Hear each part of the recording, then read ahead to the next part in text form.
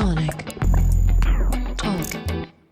Hello everybody, welcome to Sonic Talk, episode 547, recording today on Wednesday the 29th of August. This is the podcast to do with music technology, that's synthesizers, controllers, software, music production, studios, live performance, all the things that surround the wide world of music technology. And I want to say thank you very much for joining us. This will be a show for about the next hour or so. I want to say, if you want to stay tuned, we've also got a competition. We've got a prize from iZotope. They will be giving away a copy of their Vocal Synth 2, which is an excellent suite of vocal processing plugins, harmonizers, vocal track shapers, vocoder, all kinds of stuff. And we'll have a little bit of information on that a little bit later. So do stay tuned. It happens about halfway through the show. We want to say hello to our guests. We've got... Well, first of all, we've got Mr. Matthew Hodson, who's MatthewHodson.com, is an artist, educator, composer, and you're at BIMS, where you were. That's the Brighton. What is it? Brighton Institute of Music. British and Irish Modern Music Institutes, and we've got one in Brighton, London, Bristol, Manchester, Berlin. We're all over really. We've got six colleges now. Ah, okay, right. And we do music production here. We do music journalism, music business, events management, all those kind of things. Run BA honours degrees, basically. You know, I'm the course leader for the music production course, the BA honours here in Brighton. Ah, excellent. I didn't know you did music journalism. That's interesting, because we're always looking for stringers and story spotters. Maybe there's a thing we could do, but we should probably talk about that off air. Okay. But lovely to have you, Matthew. MatthewHodson.com. Working on his EP. You can see his music there. We've also got Mr. Ben Wilson, aka DivKid, who, as you can see, is somewhat of a modular specialist amongst many other talents. In fact, I don't think we've seen you. We haven't seen you since Leeds Modular Meet, have we? I don't think. No. Event went really well. Couldn't be happier with it. Really busy stream of people all day. Great performances from more ambient stuff, more traditional kind of East Coasty Moog synth performance type stuff to kind of all out techno. The recent thing, it's been pulled up in the chat, so I'll grab it. I picked up a Surge panel recently. Oh my! Wow! Came up very cheap, and I just had lots of messages from a friend saying, "You're an idiot if you don't buy this. You're an idiot if you don't buy this," over and over and over again. It's really cool. Patching with banana cables.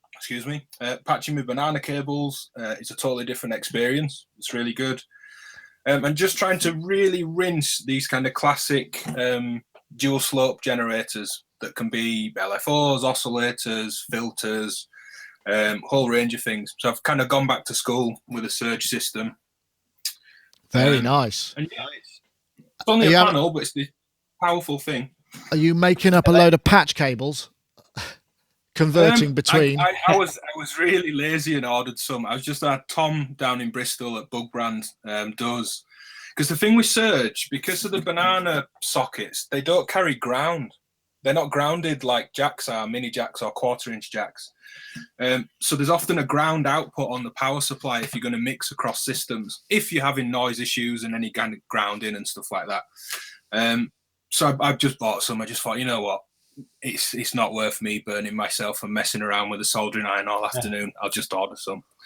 I can patch it across to the Euro stuff and back, but I haven't yet.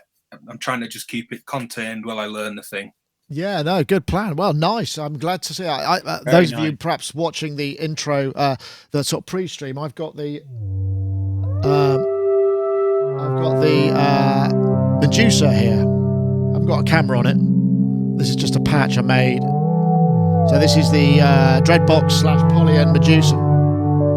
And it's so far so good. I have still yet to come to grips with some of the sounds it can make and how it makes it. I'm not sure, like I was saying in the pre-show, I'm still not sure, because it's got this great big grid and all these features on it, it's kind of, it's down to how that is integrated and how that's sort of designed as a GUI. But I mean, so far so good. I mean, just the fact that you can store, when you recall a patch, you've then got, I think, 256 pads that when you're in grid mode, you can just pop that in and then just store a whole new set of every single parameter on the synth is recalled and stored when you hit, so you can kind of have variants of sound that you just, yeah, it's kind of interesting. Be really, it's going to take me a little while to get used to it, but and figure out how to get the most of it. Because as I said, with these, sometimes since while great, so I tend to shy away from the ones that require a completely re-educating when it comes to UI and stuff, because there's just so little time to be able to get in deep with it, because we like to make sure that we do a good job, and if it's something that's going to take me months to learn, then it's going to be really hard to devote the resources to it.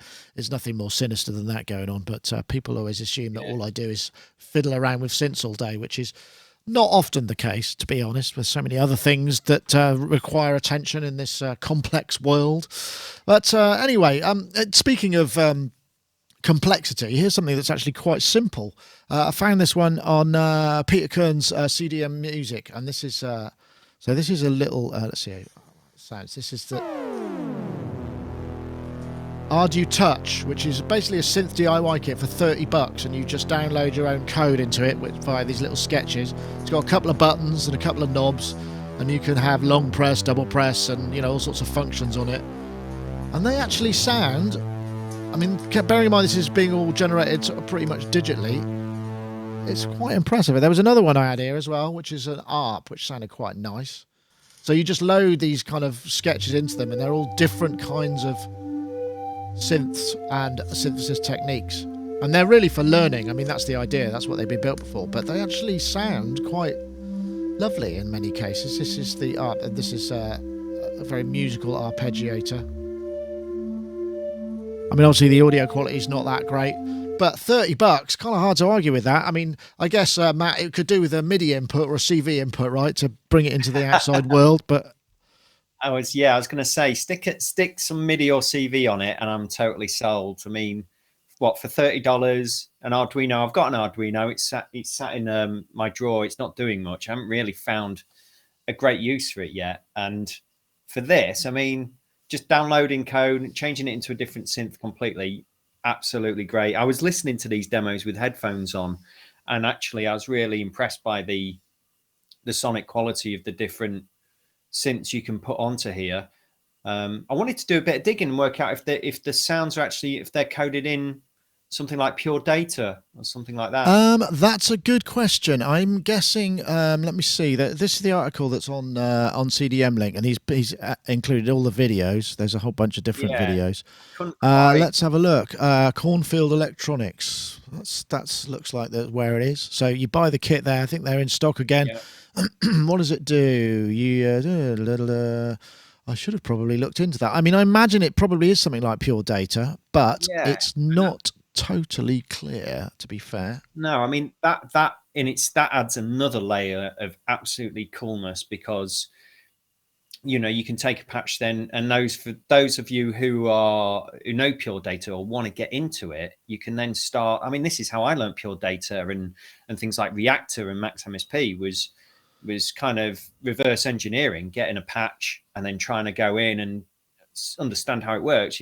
How's that oscillator built, how's that connected to a filter, and this, that, and the other. And this is a great level. If that level's in there, I don't think so. That's because that's a very visual. Pure data is a very visual way of coding, similar-ish to Max MSP, but different, I think, isn't it? I mean, and there are actually some similarities, because you can compile some pure data patches to run in Max MSP or the other way around. There's some kind of bridging technology, isn't there, between them? I don't profess to know all that much. It looks like what this is ArduTouch library, which is actually mostly written by my friend Bill Alessi, apparently, and it comes. The ArduTouch library comes with a sequence of example sketches, and you can try them, and you can also, they're very good tutorials on how to create your own synth sketches for ArduTouch. So I don't know how advanced the OS is, or the GUI, perhaps, whether it's a code-based thing or what. We're not quite sure about that. But some nice. I mean, anything. We've talked about this before, haven't we? I mean, I'm constantly using. It's like, I wonder if there's something that this Pi can do. And like I said, I had this guy. Literally, now this is an RTMP, so as well as we use these in when we're doing trade shows. I've got 3 of these, And what I've written is a thing, because this has got Wi-Fi on it. I've written something that whatever you plug, if you plug a USB stick into one of these, and I have talked about this before, you either plug a network cable or you can join a Wi-Fi network. And we've got a thing which is a battery pack, and we can strap a battery pack and like a regional MiFi to it. So you could leave this somewhere where there's a good, decent signal, and anything that gets plugged in, I've written code that just uploads our videos at a show to YouTube. You know, you leave it behind and then it emails you, said, I've uploaded this, and then you look on YouTube and you can publish it from there. And it just means that we don't have to use somebody might be going, I'm staying at a hotel which has got really fun. You go, can you take this back with you and just plug it into your network, please? You know, and then this would, but this now does that, but it also is an RTMP streamer. So it's a video streamer that I just installed in it. And all I do is I point the output of a video streaming system to this rather than to YouTube, and then I can bring this in to this program via an HTTP connection. It's absolutely bonkers. So awesome. I'm a big fan. Just a regular Raspberry Pi. Yeah, I think it's a Mark III. And we've talked about this as the idea as, to actually, somebody needs to come up with just a very simple way to buy a Raspberry Pi, put it in a box with a power supply, maybe have a couple of knobs on it, an LCD, and then you just dump things into it. So the whole thing might cost 50, 60 quid, but it could be a dedicated drum sample playback or whatever it may be. And it just doesn't seem to have quite taken on. There's too much DIY probably to it.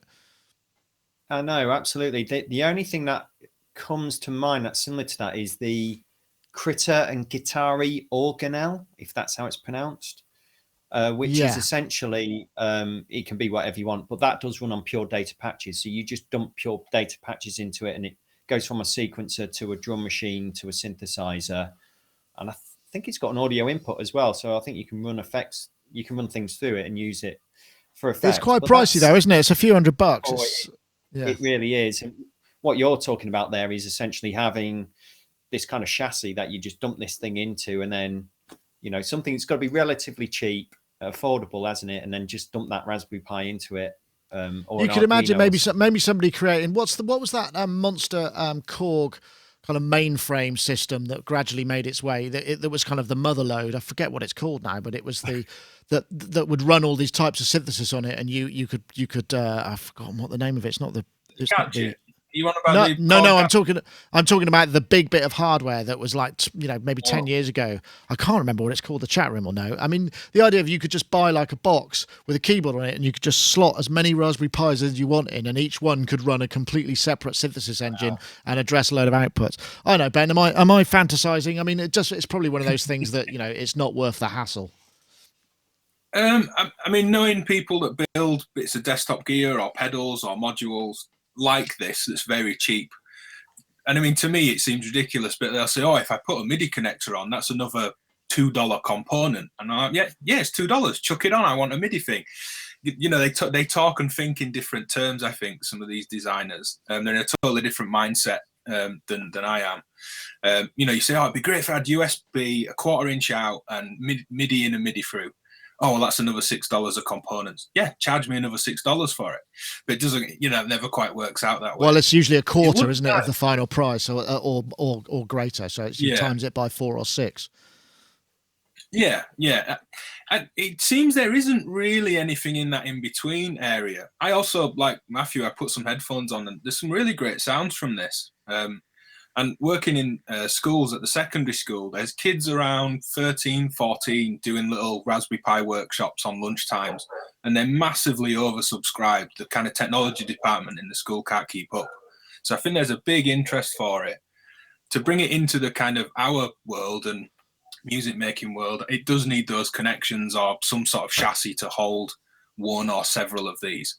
I can't think of any. There was the Hoxton Owl pedal that you could dump pure data patches on. I'm not sure if it was a Raspberry Pi, which turned into the Owl from Rebel Technology, Eurorack module. Same thing, that does have a USB on the front. So plug it in, flash it, it's live, it's there. But then once the pure data patches got complex enough, you really needed a screen. And then you had people saying, well, I don't want a screen because this is modular. I want it to feel analog. And it's like, well, yeah, but it's got 4 knobs on it and 4 CV inputs for the 4 knobs, but nothing is labeled. It's just 1, 2, 3, 4 or A, B, C, D. So yeah, it would be nice to have some sort of interface that's in between the, multiple hundreds of pounds and the sub £50 little devices like this. Yeah, I mean, you can attach LCDs to these quite easily, and it just requires a little bit of. I mean, we use Raspberry Pis all over the place. We've got a Raspberry Pi on the big screen over there, which used to run just a kind of Google real-time analytics on the website, so you could look up and see how many people were on, what was currently trending, that sort of thing. And then we got another Raspberry Pi over there, which runs the tally lights for the cameras, so that when we're in the studio, you can see which one you're looking at. And it also used to run, we don't use the PTZ anymore, but it used to change programs in the PTZ. And that was all just from MIDI data coming in that I would read the raw MIDI bytes and then translate that out into serial data or, GPIO pin stuff. I mean, I really enjoyed doing it, but you think modular's a time black hole. You start messing about with that, and it's like your life disappears very quickly. So it's a very much of a hobbyist. You have to do it for the love of it rather than that. So maybe that's one of the reasons. I mean, to make something that was that modular that you could then just put things in, the amount of things that could go wrong, I'd imagine, means that the amount of support you'd have to give, amount of the sort of base knowledge that you would require, maybe that's the barrier to entry, and I suppose it probably is, but, maybe people will get onto it. What you've got to remember... Sorry, Ben. No, you go ahead.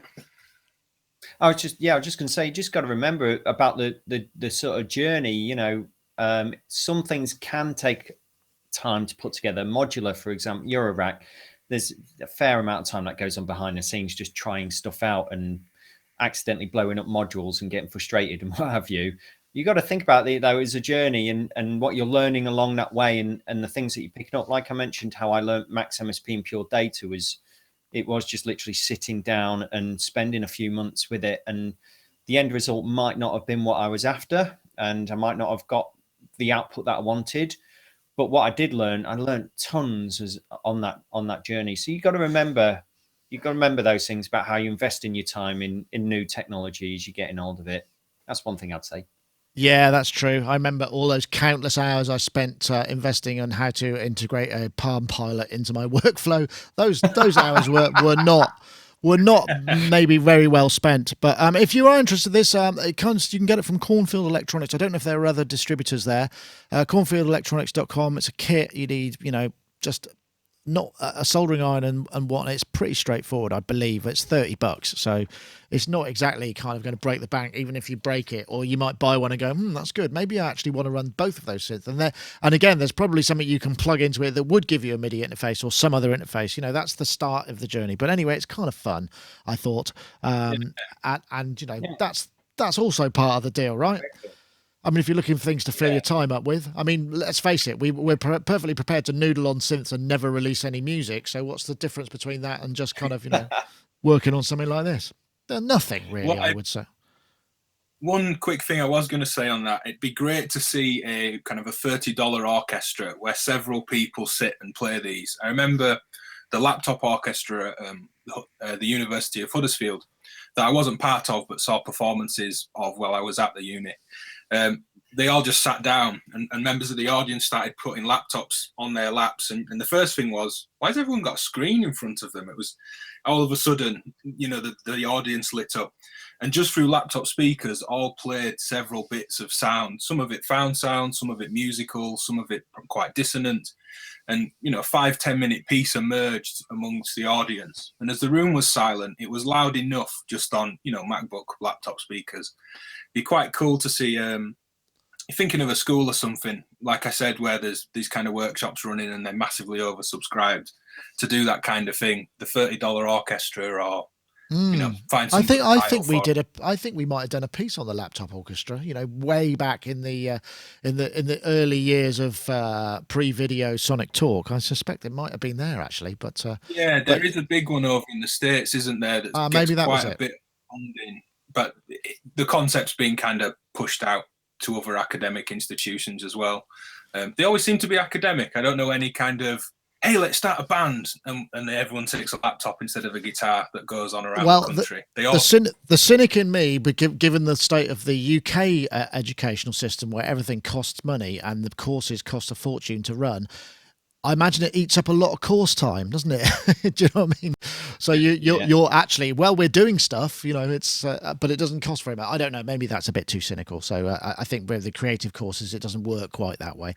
I did actually have a very interesting discussion with one of my neighbours who works at a university, and he was saying, you know, because we're all outraged at how much money it costs for our kids to go to university should they want to, and the debts they come out with. You know, I'm sure it's the same in many other countries as well. And he was saying that, you know, some of the courses like chemistry and engineering, that fee doesn't even cover it anymore. So now they're just sort of trying to teach people kind of spreadsheets and business stuff that requires very little resources.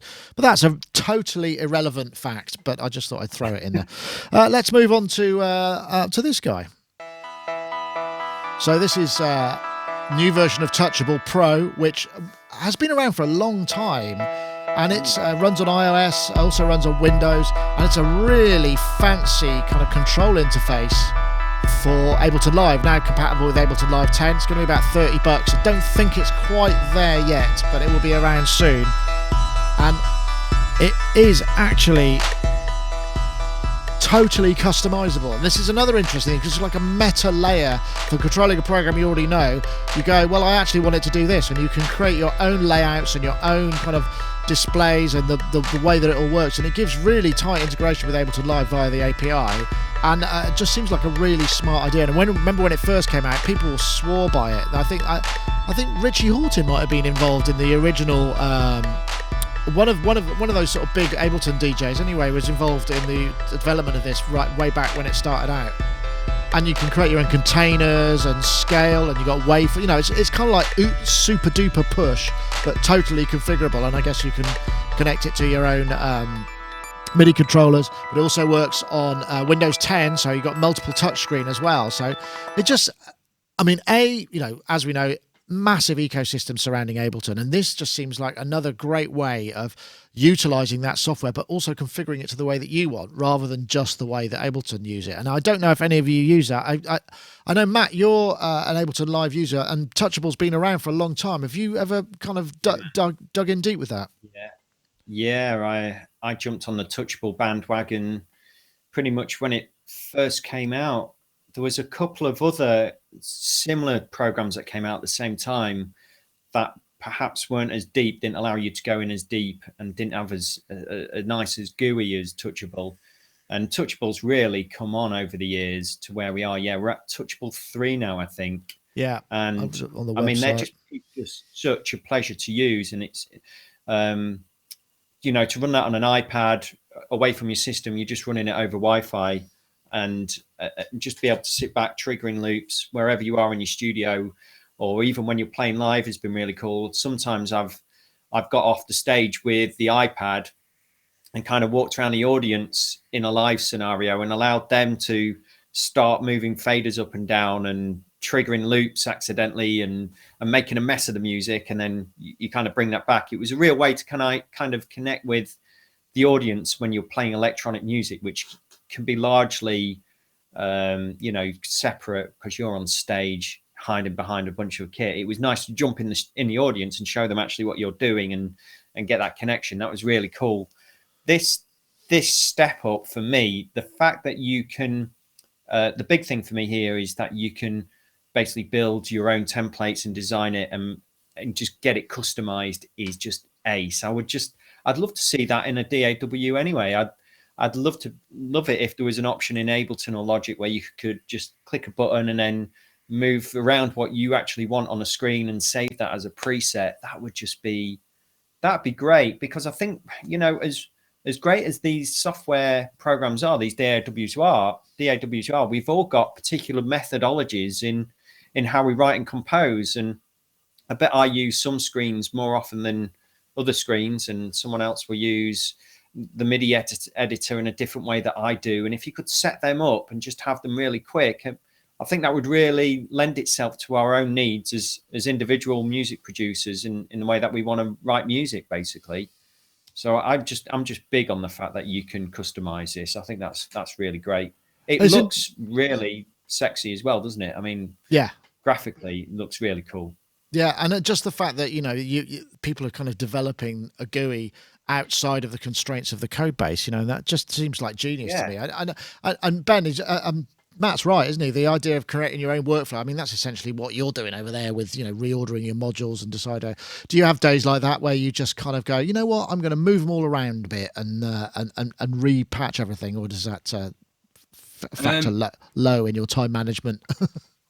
It does happen, but it would take me 20 times the time it would to redo it on TouchAble. But yeah, sometimes I think I just want all the sound generators here, all the filters here, all the modifiers in between, and the kind of output mixing at the other end. And then you kind of get into this brain flow of, I need a sound, here they all are, pick one. I now need to modify it. And that's one way of working, or building voices, or going, here's a drum machine, here's a bass voice, here's my lead lines.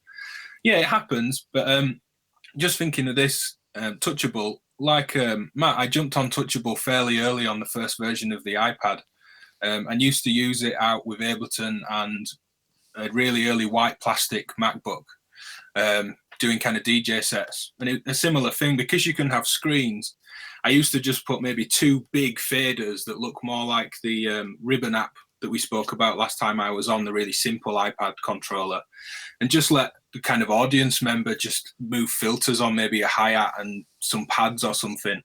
I'd broken the tracks down enough that they could be messed with without kind of destroying the gig. And presuming that they were like monitoring children at a playgroup because they're drunk, they don't go too far and go into the other screen and stop the whole set. It did kind of work. I like it. I love the fact that I like that it's got the integration for the wavetable viewing, that kind of messy squiggly line that it looks like, and all the filter sweeps, all the kind of push-to style graphic integration they've pulled into it. It looks as if they've got to the point where you wouldn't really need to look at the computer screen. I always felt with the first version and some of the other apps since that I still need to glance at the laptop, really, to have a full overview of what's going on. This seems to have nailed it. Yeah, well, I mean, that's the idea. I mean, again, like you say, with push and what have you, there are certain things that you could do, but with this, you can customize it completely. I mean, I've not used TouchAble. I know Gaz did, and when it first came out, when we were doing Sonic Touch, he was absolutely blown away by it, and it really kind of made Ableton almost more usable than it already is. So I just think it's a really cool idea. I think they say it's going to be coming out this fall, which is. I'm guessing there's no upgrade path on this, by the looks from what I can see on the website, it didn't seem like there was. So I think this might be launched as a new software piece on its own rather than it being an upgrade. I don't know. Right. Yeah, I'm not sure, but one to look out for, and I know Peter Kern had a beta version of it, and he said it absolutely rocked. What I really like is the way that you can see the clip duration and the cycle around the clip in much sort of clearer way than you can on the live screen, which is a big plus. Anyway, right. Well, sorry. Go. I was just going to say, and it's cheap. I think it would be a new version. They've got the Pro at the end now, isn't it? It's TouchAble Pro, which I didn't think it had before. But it's $29.99, so it does a hell of a lot more than most things for what, £25, $30, whatever it'll be. Yeah, that's true. Yeah. Presuming you've got the iPad, that's the expense, isn't it? If you don't have the iPad, then it is. and they tend to update these things as well. Once you've bought something like this, TouchAble version 3, and that I think that's been free upgrades since version 1, and they've just improved it for that initial outlay of £30. So it's worth it, I think. Well, if it's a model that if it could work well, I mean, then great. Definitely. Right. I was just going to have a little word from our friends over at iZotope. This is news of the Vocal Synth 2, which I don't know if you've seen. We did have a look at it. And it's got a whole new GUI, new vocoder, new BioVox model, which is scientific modeling of the human track. So you can kind of emphasize vowel sounds and automate that. So if somebody doesn't say it right, CompuVox, TalkBox, new vocoder bands, all new effects and reorderable effects, loads more presets. Really, really useful. It's like vocals evolved, as they say. Well worth checking out. You get a 10-day free demo if you download it over at iZotope.com. And we got a competition for this week. I'll just announce the winner of last week's. We've got somebody called Flatbird, who is Twitter handle now, I don't know if I can actually pronounce this, at Schlandrian, said, I would like to treat my vocals with Vocal Synth 2 as well. More vocoding, please. So they have actually won. So if you want to get in touch at Schlandrian, or otherwise known as Flatbird, please do, and we will pass on your details to iZotope, and you'll get your copy of iZotope's Vocal Synth 2. And we're going to run the competition now. So if you're interested in winning a copy of Vocal Synth 2, we're looking for the hashtag World of Vocals. That's one word. So World of Vocals, all as one word. The hashtag Vocal Synth 2 to at Sonicstate and at iZotope Inc. So that's the hashtag World of Vocals, the hashtag Vocal Synth 2 to at Sonicstate and at iZotope Inc. Enter that, and you'll be may well win next week. We pick it randomly from all the entries, and thank you very much to iZotope for providing the prize this week. This is also kind of interesting. Not much information and quite a swanky video. So this is a new Tascam Model 24, which is essentially kind of old style analog desk, built-in audio interface, 24-track multi-track recording either via USB or via SD card, and you can flip the inputs. So the input can be the live input, the USB return, or the SD card. So lots of flexibility. That's per channel. It's not a global thing. It looks like 4 buses there. Record directly. Built-in effects, compressor per channel, and it sort of follows in the Tascam model, because Tascam have been making these kind of things for a while, but it's been a long time coming, and I think it's maybe in response to the Zoom L-Track, which I know Gaz was raving about, because it's just such a great idea. The idea, you've got a simple interface with a mixer on it that you can record on and you can just mix on, and this seems to be taking it to a new level. It's going to be coming out later in the year. We haven't got the pricing on it. I'm guessing it's got to be somewhere between $1,000 and $2,000, but that's totally, I have no information. And Matt, when this came up, you sort of said, wow, if I knew about this and I didn't have, and I could have waited, I might have bought that. Yeah, absolutely. I could talk about this all day. So I'm a big fan of mixing desks that double up as sound cards, run over USB or Firewire. I've just sold my Mackie Onyx 1640i, which was Firewire. I since upgraded to a new Mac, which is USB-C, and Firewire is kind of becoming legacy. It was time to move on with that Onyx. And I looked around for something exactly the same as this Tascam Model 24. If I'd known about this 2 weeks ago, I'd have probably jumped on it. Instead, I went down the old school route and bought a big analog Mackie 32 8 bus and separate sound cards, and I've gone down that route. So I'm sticking with that now. But this for me, 24 channels all over USB, happy days. It's just so easy to use. 3 auxiliaries, which is minimum of what I ever want. One on reverb, one on delay, and then the third one using either for sound side chaining or sending auxiliaries out to a compressor or something like that, and using a compressor as a send. But the big question for me, which I haven't been able to find on this, is the output on the faders post or pre-fader, because I'm a big post fader fan in terms of once I've got my sound and my levels on the desk, I like to record that out as it is and just capture my performance, particularly when I'm working with modular. I don't want to then rebalance things. So I did email them today to ask about this, if the output is post or pre-fader, or if that is good question. It might be. I can't see the image isn't quite high enough res to pull it in, so I can't quite see. I like the old styling of it, and you're right. Those the Mackie Onyxes. I remember, most modular meets you'd go to where people were performing. I remember Phil Bilsby, VCO ADSR. He used to use a Mackie Onyx. Loads of people do, and it's because you could just plug everything in and then record everything, and it is such a simple thing. That's what I use the Behringer XR18 for. You plug everything in and you can record it or not, and that is really powerful. I would say, good call. And there isn't really anything else. You're right. There's the Zoom. There's the Zoom, isn't there? You could do it with the Zoom. Yeah, there is the Zoom, and then there's a few like the Allen and Heath Z series desks, but a lot of them, they don't give you that multi-track channels in and out. They No, it's sometimes just 2i2, give you isn't it? stereo. Yeah. Yeah, and that's just not. I just can't do that. I do need things multi-tracked, even though I'm recording things post-fader and I've got that mix. At a later date, I might need to go back and get those stems for either a remix, or I might want to go out and do a DJ mix without the modular, and just run things from Ableton or Tractor or something like that. So I need to have those stems still. So there really isn't anything like this in the market. I'd love to see a 32 channel version of this, and I'd love to know. I'd love to know the price, and I'd love to know if these direct outputs are pre or post fader for me. Yeah, I'm sure it's switchable. I know, Ben. Good one, Tascam. We're right though. The Onyx, you see them all over the place still, don't you? Yeah. They're great. Other than now being FireWire, which you can get adapters and get it into Thunderbolt on a Mac, but it's iffy at best. I had kind of mixed results.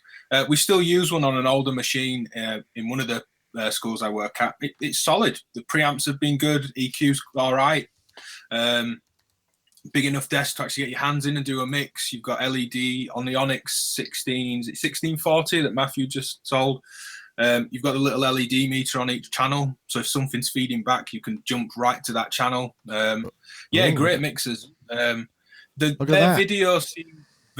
video for this Tascam seemed very much like the Zoom video. Not only did I go, oh, that's kind of similar, it's almost like they hired the same video team and band to be in a room, which I don't know whether that's a coincidence or not. But yeah, the idea of the mixer being the sound card is key. And I think Matthew's hit a good point of it being pre or post fader. The idea of it being a mixer for recording is near enough useless if it's pre-fader, because then it might as well just be a box that has a lot of inputs that you capture. So I hope you can do post. I suppose one thing that we would put, once a Lady Aptitude in the chat room did say, and I think it's still there, $999 at Sweetwater. That is a good price. I think the difference is between this, because there are a lot of digital desks that do this. There's the Allen Heath, the Q-Mix. There are a bunch. Studio. Anyway, there are, but they're digital consoles, and I think the thing about the Tascam is it's an analog console with those things added to it. So there's a difference there, and that's the sort of big difference. So maybe that's, I was sort of anticipating that there's nothing else out there, but there is stuff out there, but it's mostly digital, and that's fine, and I don't mind that either. It's just, I think the styling of this is just, there's something really nicely retro about it that I just think is it takes you back, doesn't it? And it might well be useful. Yeah, I love it. Sure. It's a small footprint as well. It doesn't take up too much room. Like I say, 22 channels, 3 auxes, 2 bus as well, which is really useful for obviously bussing stuff out. Although I don't think those buses go out via the digital outputs. So I think you only get your 22 channels, but then you can't record those buses out from what I can see. Right, but I'm not sure. For its size, it's just going to be price point on this one for me. $999 US. Oh, really? Right. Yeah, that's good. It's a good price. That's good. I might be selling my Mac E32.8 then in a few weeks. Well, I do wonder whether or not there's actually maybe there's been a new sort of USB chipset or audio interface chipset, because I mean most of these things probably rely on the same basic component that you buy from Samsung or somebody like that, so that's why we're seeing a lot more of these coming out. I don't know whether that's the case. There's been so few of them on the market. I did a lot of research into this for weeks, and I was just thinking there must be something out there that does this that I'm looking for. And why didn't you? How come you didn't go for a digital?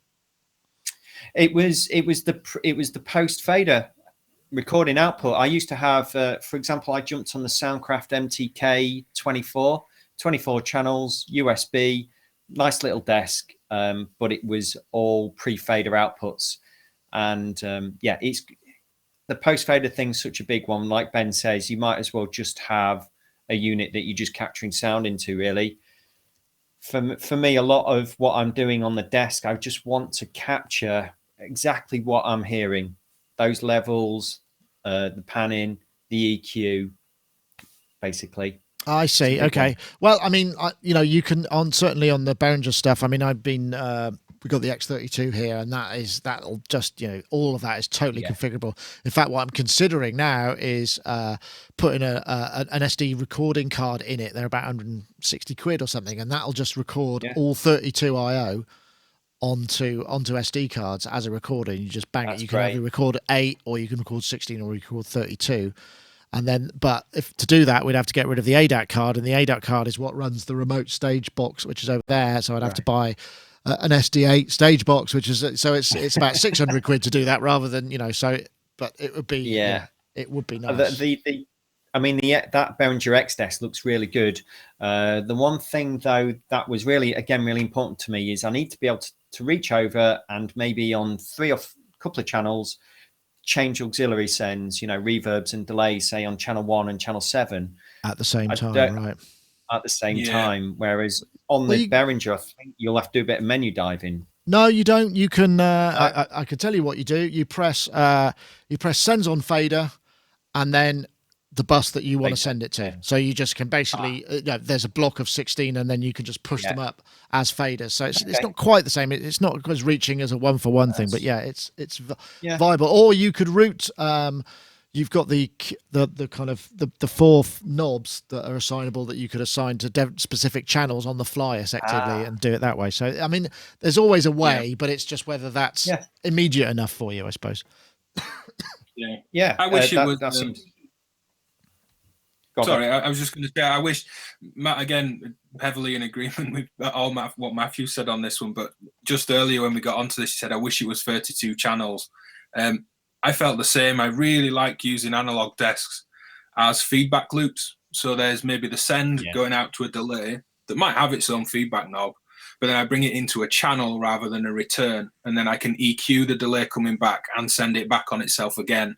So it's like putting an EQ in the feedback loop of your delay, or bringing the delay back on a channel, sending that to the reverb, but then the reverb feeds the input of the delay. So for creating these ambient and live flowing things.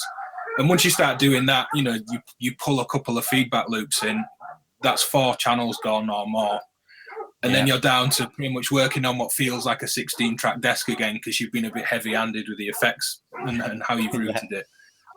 I wish someone would do it in a similar style. But as you said, Nick, with the X32, that's what's under here. You can configure the 4 assignable knobs or choose what's on the faders. Not quite one-to-one, but you could set it up in a kind of performance way if you like. Yeah, absolutely. I would agree. Sounds like you got intruders there, somebody. I'm guessing that's you, Ben. Have you released the hounds in a Mr. Burns sort of style there? I don't know. I'm just going to shut the window. Make it go away. Make it go away. Well, yes, as we say, this should be coming out towards the end of the year. 999 according to Lady Aptitude in the chat room. So that's pretty cool. So great. I mean, that's what we like to see. Okay, what have we got left? Oh, we should do this before we get on to maybe some of the other flip ones. This is just out. I think it was released yesterday or this morning. Actually, I got the email. This is the Del Rey Theatre.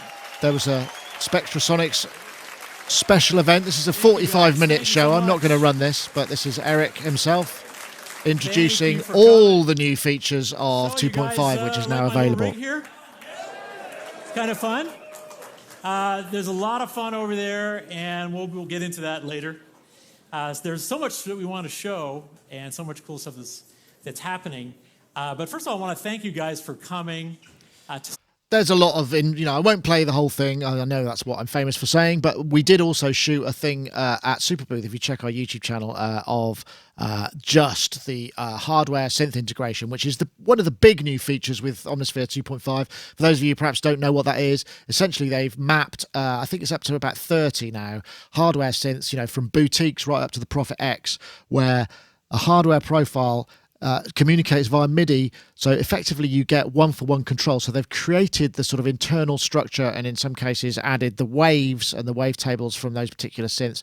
So effectively you're creating a kind of virtual version of the hardware in software. So you can use that synth to control you. Why would you do that, you might wonder? Well, there are several reasons. One, it's great to program on soft synths with dedicated control, but the other thing that's really cool is they've added extra features, so for instance they've got one for the Prologue which has multiple LFOs. They've got the Moog Sub 37 which you can make polyphonic. There are all these things that they've added that allow you to kind of enhance the original, and it's a free update if you've already got two, so it's kind of a bit of a no-brainer really. And I don't know if no one will have really had a chance to play with this, but I know in the past, when there was the Imposca controller, which was basically a hardware, that was like a revelation, just this sort of one-for-one control for all of the things that you could do. It just kind of blows your mind. You have a totally different relationship with it, and this is free, and you get like 1,000 patches they've created with these new hardware profiles.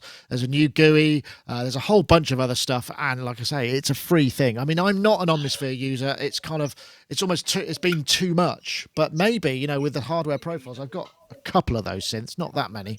It might be worth doing. I don't know. Let's start with you, Matt. Omnisphere, does it feature much in your education world, or is it? I guess it's quite an expensive buy-in, yeah. Yeah, I have to say, we don't actually have it in the classrooms as such. And to be fair, I've only had minimal use of it back in the day, and I think.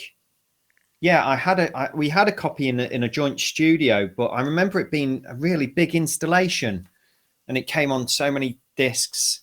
Yeah, and it's huge. I think it just used up at that particular point. We didn't have big hard drives and things, and it was kind of like, that's going to have to go because it just ate up all of the storage space basically. But I do remember it being really versatile, really fantastic to use, great sounding. And they look like they've really brought it on since then. I mean, and the fact that this is a free update as well is really cool. But the synthesis design in it, I think that was quite intuitive, if I remember right, back in the early versions, where you dive in a little bit and really craft what you was after. But I have to say, I haven't used it for many, many years, but I was really intrigued to see this talk happening and where they're taking it. And I agree with you on the, the programming your hardware synthesizers in a virtual world and then actually bolting on additional elements into that. I think that's really, really great. So it's an interesting. Software. Does it still come on the big DVD installation, or is it running on a hard drive now? Do we know? I think you can download it now, and I remember there was when they released there was a bigger release and it just balked all their servers, and now I think obviously they've got the capability now. I know, Ben, what do you think? Over 14,000 patches. It's kind of a little bit like, well, where'd you start? But the hardware integration, like that, I like the idea of that a lot. I really like the idea of the hardware integration. The thousands of patches thing, it's a bit like sample packs. Sample packs from certainly the bigger companies became a numbers game, and that's kind of when I was into it and making some of the just big audio packs. And it'd be, we need to hit 2 gig, which is quite a lot of audio. We're not talking video and stuff. Or it needs to be, we need to hit 500 sounds, and I don't like that as a selling point particularly. But I think with Omnisphere and its just total vast capabilities for like a production house, if you were going to set up, and there are a few of these still around, a kind of media house making music for adverts to order and things like that, having a few machines with this installed, you probably wouldn't need a lot else. But I haven't really explored it. They had a copy when I was at university. It had some nice pad presets that I tweaked. That's been about my experience with it. The idea of making, the Sub 37 polyphonic appeals, though. It seems like an advancement of, there was a Waves plugin where you could run a sound out into a piece of hardware. So you just had a single mono rack compressor or something, and it would almost capture its behavior like, not like a one-off convolution capture, but almost like a spread of time almost.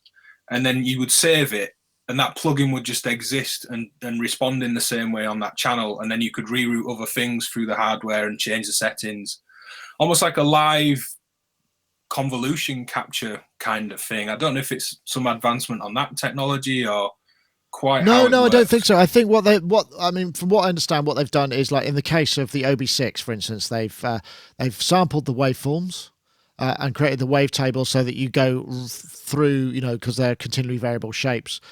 They've also modeled the OB6 filter specifically, but things like, the effects, they add effects, and it's just sort of intelligently mapped. So if you turn the chorus on, it instantiates the chorus and turns it on. Whereas the rest of the time, it's all resource. It's cleverly programmed so the resources aren't used if you're not using them effectively. So, and they're mapping, the structure and the way that they go. Because there's, what was it you were saying at the beginning of the talk? If I didn't play that part, but he said, essentially now Omnisphere, you can have something like 196 oscillators per voice, or some crazy, with all these ludicrous. You can stack things up to such an extent that it's like a super synthesis environment. And in the way that that's massively impressive, it's also makes it quite difficult because there's so much to it. And sometimes you just want something simple to reach for, which is, I guess, you just go through the patches and maybe tweak stuff. But the hardware side of things, it's not like a modeling thing. It's sampled where necessary, and they've modeled a couple of things on top of that. So and when he later on in the video goes through, right, here's a boutique, here's a this, here's a that, here's a System 8, and they all do sound very different, although they still have that Eric treatment, and there's loads of reverb on it all, which is great for, it sounds fantastic. He's such a great player, and really gets sound. He's one of the kind of greats when it comes to that. So that's all right, so yeah, I mean it. I don't know how much it costs, actually. I should check how much Omnisphere actually costs. It's about $300 or $400, isn't it? I think. It's almost like it's it's like it's destined for a big studio production house, big one of Sony studios or Universal's buildings or something. It doesn't seem, well, I'm not to say it's not user friendly, but I don't know, things like the idea of stacking up hundreds of oscillators reminds me of guitarist Paul Gilbert heard of someone else recording 100 guitars playing the same thing on a track. I can't remember who it was, someone else famous, and decided to redo it. And I think that after 20, he said you couldn't tell the difference. And he'd played acoustics that he mic'd up, electroacoustics, Strats, Les Pauls, Jacksons, the whole work. He said, and after 20, playing the same line, you'd no idea what was going on. Yeah. The wall of sound didn't get any bigger, as it were. I'd just like to point out, let's see, Dual Tricks in the chat room, if I'm just going to send that there. He says, to be frank, I prefer the Arturia V collection versatility plugins and everything. And that's fair enough, actually, because ultimately, it gives you, it's just this huge creative environment. And I suppose the thing is with the V collection, you've got specific GUIs for things. Because I know underneath a lot of under the hood in a lot of the Arturia thing, I've forgotten the name of the engine that they use. It's kind of variants on that. It's not all kind of programmed from the ground up necessarily. It uses whatever their kind of underlying technology is, but it looks a certain way and that makes you feel a certain way. And also, even though, the Arturia V collection would be great if you then also had hardware mapping on that as well, because then you accept, most of the synths that does are quite hard to come by and are going to cost you, a lot of money. So there's a slightly different path to it. But yeah, I mean, it is very much it is a preset machine to a degree, but you also get deep in there. And I think people buy it as like that aspirational thing. It's like, oh, I could do that if I wanted, so I'll get it because I probably will. And then they probably never do, because as we've seen, time is money. You can't really sit there and create this super patch. Whereas, a few, the browsing system is going to allow you to get down to something fairly close to what you want very quickly, so those are the advantages for, certainly for Music to Picture. Anybody who works to tight deadlines will tell you, they'd love to use the modular, but they just don't get time, so it fulfills that need. And I think it says here it's in the UK anyway, 339 UK pounds for Omnisphere 2, and obviously that's a free upgrade to 2.5. That's pretty good. That's good for what you get in there, and I totally agree with you guys. I think I need to revisit this one actually, because some of the stuff that I'm doing more and more stuff for TV and adverts and things like that these days, and jumping into something like this is going to be really useful. I know I barked on in the last show about wanting my desire to use the modular, but there are some things I'm just not able to jump straight out that modular. And you're absolutely right, Nick. The tight deadlines to work into moving image these days is so short, and you need to be able to get to that sound, really quick and have a tight turnaround on these things. So I think 300 odd quid. And what you're getting in there, I I think that's something that I might invest in off the back of doing a new job that I'm just working on now. Yeah. I'm going to check this one out, actually. There's always Native Instruments Complete. I mean, these are all kind of big software packages. They're the same. I mean, I guess lots of people just have all of them, and that's what you do. That's when cost of operation. Which kind of leads us quite neatly into this next topic, which was something I found on College Humor. This was another Facebook find, which I found, and this is the problem with doing what you love for a living. This is a cartoon, I think, by Jacob Andrews. Man, you're so lucky to get to do art for a living. No, shut up. Listen, when you do a job that's just a job, you work 40, 50 hours a week. When those hours are over, you get to stop. When you do something you love, every waking moment is somehow dedicated to the craft. It's quite a truism, really, and I think and I think we could probably point to Ty Unwin being an example of that. I mean, he works insanely long. I mean, we all do, but he's the sort of like, I couldn't manage that kind of guy, and he's the one who does all of those. So it's an interesting dynamic, isn't it? This concept of doing music or art or photography, anything that you kind of think, the way that people perceive that as a way to living. And most of us who do it, we don't generally moan about our job. We love it because we have creative freedom most of the time. Obviously, we're working to tight briefs. And I just thought it was an interesting truism. And then at the end of it, maybe you should get a different job then. No way, I love my job. And that kind of sums it up, really. And I just thought I'd throw that in there. And I know that, both you, Matt, and you, Ben, we all, and myself to a degree, we all do. We always have those days, don't you, where you just think, oh, man, this is just feels like a slog. But the rest of the time, it's great. It's great, isn't it, Ben? Yeah. I had an interesting conversation about this with someone else. We could moan at each other and kind of get it. And I said, the more successful things become, the more admin I have to do. And, you get to a point, teething troubles for any kind of business that's one person or a couple of friends have started, where you think we could do it hiring someone to deal with this bit, but then that's a whole other headache. I'd love someone to do my admin, but the amount of time it would take to go through my mess of how I choose to run things on my own, and actually having the cash from the projects to do it, it's not really ideal. But yeah, it's the same thing. However much moaning we may do on or off camera about how long and hard some days are, I don't think any of us would change it. Yeah, I think that's a fair point. And Matt, if you concur, I mean, most of the time it's fun. That's why we do it, right? It's like a compulsion almost. Yeah, it is. It's what you love doing, isn't it? That's why you got into it. But it's a job. It is a job at the end of the day. And what I say on most open days and to my students, and in fact, what the whole music production course is about for us is for freelancers, essentially. It's gearing up students so when they go out into the industry, they can say yes to all those different jobs that come along. So whether that's working in Ableton or working on a mixing desk or writing plugins in Max MSP or sound for computer games or doing moving image based stuff or even creating moving image based stuff using cameras, that's what we're setting them up for now, because that's what we do. I mean, last month alone, I was working on a remix, an album, and library music. That was just that month. The month before that, I was doing some acoustic consultancy. I was doing something for some adverts. So you're wearing many different hats all the time. There's nothing like it. If you want a nice simple job, go and learn how to be a chef and go work in a restaurant. You're always going to need to eat and that kind of thing. And you can leave your job at 6 o'clock in the evening and go home. With this, I leave my job here and I'm straight in the studio finishing off various things that I'm working on. So it's never ending, but hey,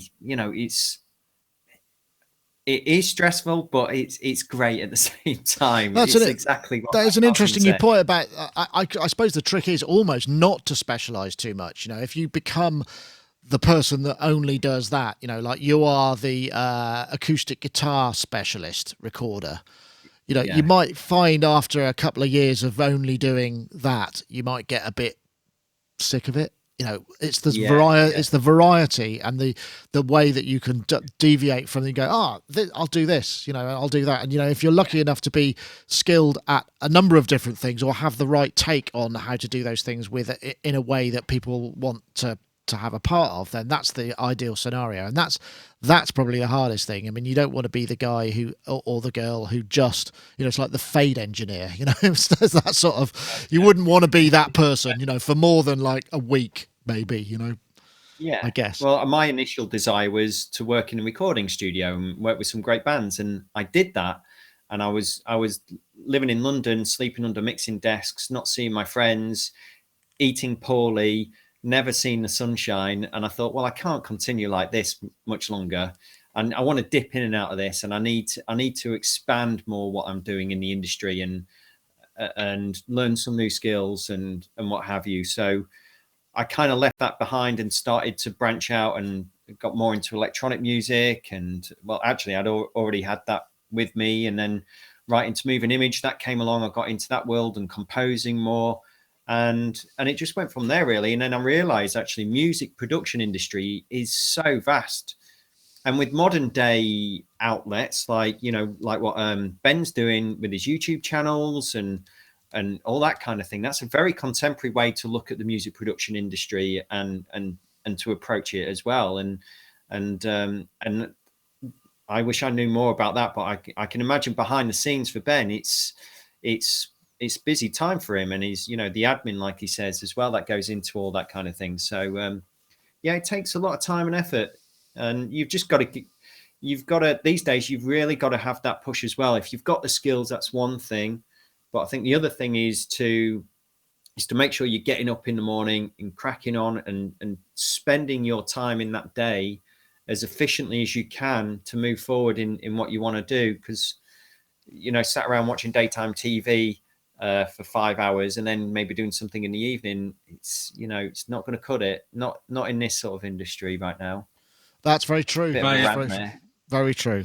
My friend, a friend described it as overlapping roller coasters. You've got that almost fear of the uphill as a project starts. You've taken on too much. It's this mountain of work to climb, and then the kind of thrill and elation that comes of either going down the roller coaster, or for me, the first little thrill is when I hit render and export in Final Cut, and then again when I can hit up YouTube knowing it's right. But by that point, the next one started. So by the time the payoff, the thrill has come of the work being finished, you're already halfway up the climb of the next project. So I quite like that overlapping roller coaster.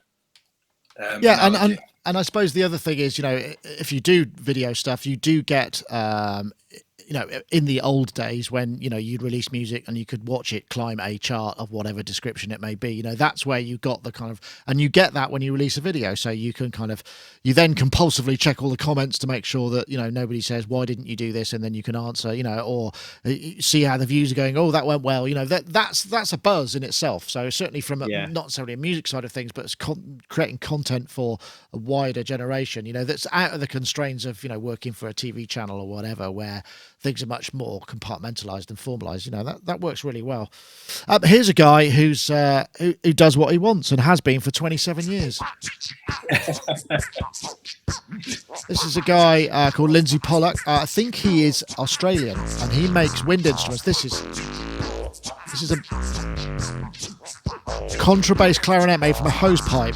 I think it's going for a phaser, but it sounds a lot like a synth. That's a great sounding thing. I think he's using an RC505 looper pedal. It's sort of like, I guess what he's doing is it's almost like musical clowning, but I mean, it's one aspect of it. He makes and designs and invents instruments. He composes, he creates kind of events, he does all sorts of stuff. He's been doing this for 27 years. And this Mark Tinley sent this and just said, I can't believe how much this sounds like a synth. And there's a bit, we'll see if we get to this in a sec, because right.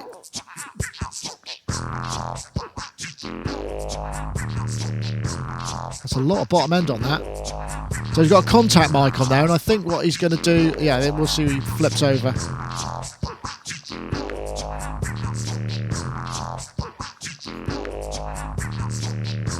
So that's called Mr. Curly, that instrument. And this is another one. He's obviously a pretty damn good player, because when he sticks the contact mic on, you're going to get to. This is looks like just a feather duster with a load of holes in it.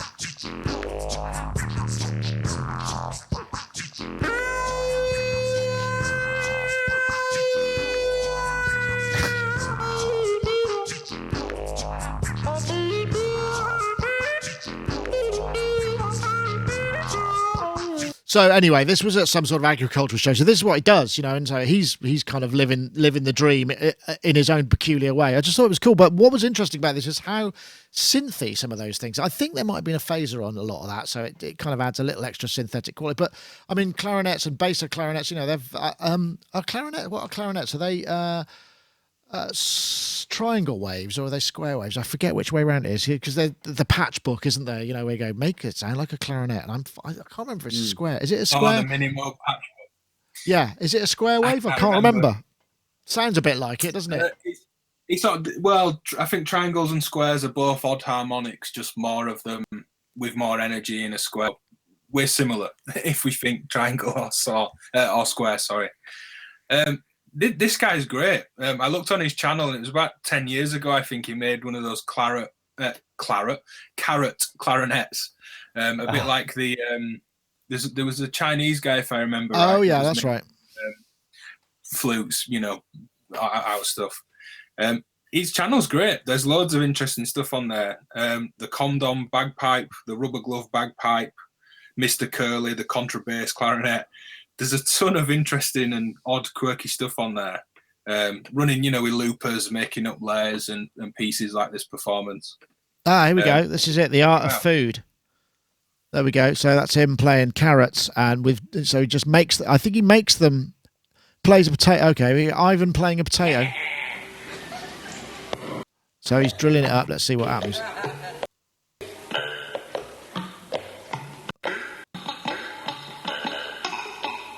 So yeah, it's just a lot of fun. I mean, that must be fun. I mean, he's a very sort of clowny personality, and that must be great because he just kind of gets to do what he wants. And you could download. There's a book if you go to Linsey Pollak 2lsak.com. There's a book which he shows how to make Mr. Curly. If you're interested, Matt, which I'm sure, given the sound it makes, why wouldn't you? Hello. Sorry. Catching up on some work. Lost sound. Okay. All right. Well, let's see what I can do here then. I probably can't do much about that, but I'll assume that Matt would have liked it too. And yeah, Matt liked it. More than liked it. Yeah, he's speechless, in fact. Yes, sorry about that. That's all right. Oh, there he is. Yeah. Yeah, I don't know what to say on this one. I mean, yeah, what do you say about that? I mean, I tell you what, it must be, yeah, and it's a damn sight cheaper than doing Eurorack, that's for sure. I mean, you just pop to Sainsbury's and get a bag of carrots for what, £2.50? Happy days. I was just thinking, as you mentioned Sainsbury's, I wonder if whatever grocery store or supermarket near him know what he does. So when he goes, tools down to the market with his little bag of veg, if they're thinking, what is he doing with this today? Because he's sticking all sorts of weird stuff to this veg when you get into the channel. I like to think they know and they're guessing before he actually goes back or uploads anything. Yeah, that'd be awesome. Anyway, I just thought that was a nice one to end on, after the talk of work and, that somebody doing something completely unique and obviously been doing it for a long time. If you check it out, it's linseypollak.com. There's all of his stuff, and his YouTube channel's got a whole ton of it. I'm guessing Ivan is maybe his alter ego sound, his clown name. I'm not sure because it's not Ivan. It's obviously Linsey Pollak. So I don't really get that quite, but that's all right. We can deal with the idea of a nom de plume or a pseudonym. So, chaps, thank you ever so much for joining us this week. It's been great fun. Thanks to everybody in the chat room. We've got the YouTube chatties and also making 24 karat gold over there. That's a great one. Blazing hot beats. Nice pun. And also you folks in the IRC chat room, sonictalk.com live. You could join us every week, Wednesday, 4 p.m, where we stream this live and to Facebook as well, though I'm thinking maybe I won't bother with Facebook for much longer. There's not all that many people who pick up on it. And I don't know whether that's just a change in the discovery of our algorithm for Facebook or people just aren't interested. I can't tell. It's difficult to know. There's no feedback there. Sorry? You never know. These algorithms change without you knowing, and everything just seems to feel different, and it's out there controlled by other forces. Yes, that's very wise words there, Ben. So Ben, DivKid, Ben on YouTube, if you want to check his stuff out. Thank you very much for joining us, Ben. What have you got coming up next? What's in the out tray? I've quite a few videos finished actually. Being summer, I tried to really stockpile up videos to keep a nice schedule while I go back to work at college and the schools. In the next couple of weeks, AGH Synth V-Shape, a wave twist, distorting, folding unit. Some stuff on the Tip Top Audio ZDSP. A couple of other module videos. A first video with a Surge. Someone joined late and said, "What's that?" I said at the start I'd bought a panel of Surge. I've got some patch stuff with that. Yeah, I've got some series of stuff as well, like a patching one module back on itself, looking at exploring feedback, some kind of ambient drone study, music to study to kind of long form stuff. So yeah, some new content. Plenty. And more of the same. Plenty. Well, Ben, thank you very much for joining us. It's been a pleasure as ever. And also Mr. Matthew Hodson there, who's obviously at college preparing for the onslaught of the new. So are you looking after that? Will you get new students, or are these most of the ones coming back for their second or third years? Yeah, we'll have new students arriving in October. We have graduation happening in September for those students who have just finished. And we do that at the Brighton Dome. We have our patron comes along, Mr. Roger Daltrey, usually pops along and gives the students their certificates, which is nice of him. So yeah, I'm just prepping for all of that. Outside of that, I'm just rebuilding my studio, as you know, soldering, putting things together. I should have all that done by the weekend, and then I can crack on with some music. And I've just started putting out some more of my podcast, which is called the Ambient Hour. I forgot about this actually. It's 1 hour of uninterrupted ambient music that you can just put on in the background while you're working, and it's just all sort of synthy and noodly. I think it's probably it's up on iTunes if anyone wants to check it out. Oh, that sounds great. Yeah, great. Look forward to that. I will check that out. I'm always looking for stuff to listen to while I'm working. Normally listening to audiobooks, but that's quite distracting because you kind of like I can't do that. I can't do anything if it's got words in it. I just tend to listen to ambient playlists. So I thought I'll just make some of these. I originally did it for a local radio station here in Brighton a few years ago, and they said it was fine for me to start putting up onto YouTube and iTunes. So yeah, I've just started putting them up. So yeah, the Ambient Hour, 1 hour of ambient music. That sounds great. Well, thank you very much, everybody. That was Sonic Talk episode 547. Don't forget, if you want to enter the competition to win a copy of iZotope Vocal Synth, we're looking for the hashtag World of Vocals as one word, the hashtag Vocal Synth 2 to @Sonicstate and @iZotope Inc. You enter that into a tweet, and it will be picked up by our super duper search algorithm, whatever it is, and we can pick a winner from the entries. Thank you very much, everybody. We'll see you all next time. That was Sonic Talk episode 547. Bye bye now. He left.